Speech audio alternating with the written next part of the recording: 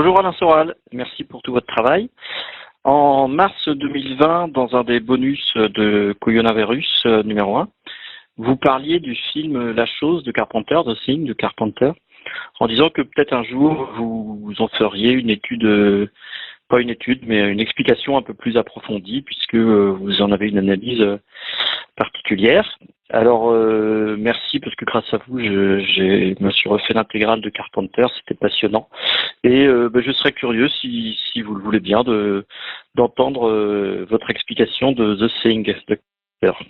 Il faut voir le film. Ce qu'il faudrait, c'est que je le commente avec des arrêts sur image. En réalité, au début du film, on voit je ne sais pas si c'est un chien ou un loup, on va dire un chien-loup qui court sur la glace, poursuivi par des gens qu'on n'identifie pas et allant vers un autre groupe de gens. Donc, c'est la symbolique est très forte.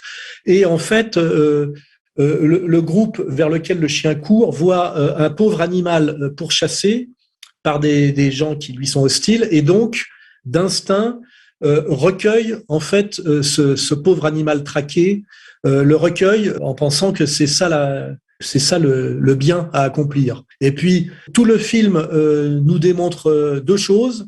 Un, c'est que cet animal, en réalité, est capable de se métamorphoser à volonté en n'importe quel autre personnage dans le but de créer de la tension et de la violence intracommunautaire, c'est-à-dire le diviser pour régner. Son don est basé totalement là-dessus. Il se transforme pour créer de la tension et pousser d'ailleurs les êtres de la communauté qui l'ont accueilli à se exterminer les uns les autres. Donc ça, c'est quand même très fort. Et on comprend à la fin du film qu'en réalité, si les étrangers le poursuivaient pour essayer de l'assassiner, c'était en fait pour protéger la communauté vers laquelle il courait, parce que eux-mêmes avaient déjà subi ce système de domination par le divisé pour régner et en avaient presque miraculeusement réchappé, et voulaient essayer de faire en sorte, en abattant cette bête mauvaise et qui se faisait passer pour une victime, en l'abattant, ils voulaient en fait protéger la communauté vers laquelle cette bête se dirigeait. Alors pour les gens qui penseraient que je suis complotiste et paranoïaque, il y a un deuxième film qui vient corroborer cette analyse de ce film de Carpenter, c'est Invasion Los Angeles, qui raconte à peu près la même chose, puisque en fait on a deux braves gars qui sont comme par hasard un noir et un hispanique prolétaire, qui se rendent compte que quand on met des lunettes spéciales, on ne voit plus l'état, mais l'état profond. Ça serait ça l'idée. Et que c'était ça profond. Alors à l'époque, les critiques ont dit que ça critiquait la société ultralibérale ou néolibérale de Reagan.